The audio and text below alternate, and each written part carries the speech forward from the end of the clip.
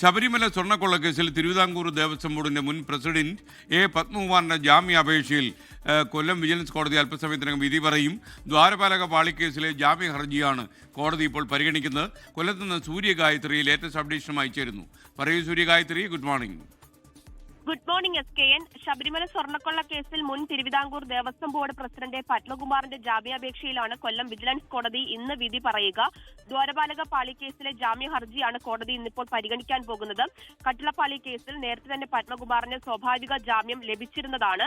ദ്വാരപാലക പാളി കേസിലും 90 ദിവസത്തെ റിമാൻഡ് കാലാവധി പൂർത്തിയായ സാഹചര്യത്തിലാണ് സ്വാഭാവിക ജാമ്യാപേക്ഷ നൽകിയിട്ടുണ്ടായിരുന്നത്. അതിലാണ് കൊല്ലം വിജിലൻസ് കോടതി ഇന്നിപ്പോൾ വിധി പറയുന്നത്. എന്തായാലും നേരത്തെ എല്ലാവർക്കും ലഭിച്ച അതേ സാഹചര്യം തന്നെയാണുള്ളത്. അതുകൊണ്ട് തന്നെ പത്മകുമാറിനും സ്വാഭാവിക ജാമ്യം ലഭിച്ച് പുറത്തിറങ്ങുന്നതിന് മറ്റ് തടസ്സങ്ങളൊന്നുമില്ല എന്നുള്ളതാണ് മനസ്സിലാക്കുന്നത്. കുറ്റപത്രത്തിന്റെ അഭാവം കൂടിയുണ്ട്. അങ്ങനെയെങ്കിൽ പത്മകുമാറിന് ഇന്ന് തന്നെ ജാമ്യം ലഭിച്ച് പുറത്തിറങ്ങാൻ കഴിയും. അങ്ങനെ പുറത്തിറങ്ങുന്നെങ്കിൽ സ്വർണ്ണക്കൊള്ള കേസിൽ പുറത്തിറങ്ങുന്ന 8ാമത്തെ ആളാകും പത്മകുമാർ എന്നുള്ളതാണ്. ഉണ്ണികൃഷ്ണൻ പോറ്റിക്ക് ഒത്താശ ചെയ്തത് പത്മകുമാർ ആണെന്നായിരുന്നു പ്രത്യേക അന്വേഷണ സംഘത്തിന്റെ കണ്ടെത്തൽ. ഈ പോറ്റിയും പത്മകുമാറും തമ്മിൽ സാമ്പത്തിക ഇടപാടുണ്ടായിരുന്നു എന്ന കണ്ടെത്തലൊക്കെ തന്നെ SIT നൽകിയിട്ടുണ്ടായിരുന്നതാണ്. പക്ഷേ കുറ്റപത്രം സമർപ്പിക്കാത്ത സാഹചര്യമുണ്ട്. സ്വാഭാവികമായിട്ടും 2 കേസിലും 90 ദിവസത്തെ റിമാൻഡ് കാലാവധി പൂർത്തിയാക്കുകയും അതിലൊന്നിൽ ജാമ്യം ലഭിച്ചു നിൽക്കുകയും ചെയ്യുകയാണ് പത്മകുമാർ.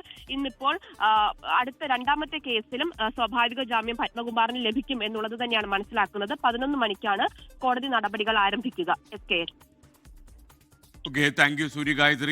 ലോകത്തെവിടെയായാലും ഏത് സമയത്തും 24 വാർത്തകളും ഓഗ്മെന്റഡ് റിയാലിറ്റി പാക്കേജുകളും എക്സ്പ്ലെയിനറുകളും വിശദമായി കാണാൻ ഞങ്ങളുടെ YouTube ചാനൽ നിങ്ങൾക്ക് സബ്സ്ക്രൈബ് ചെയ്യാം.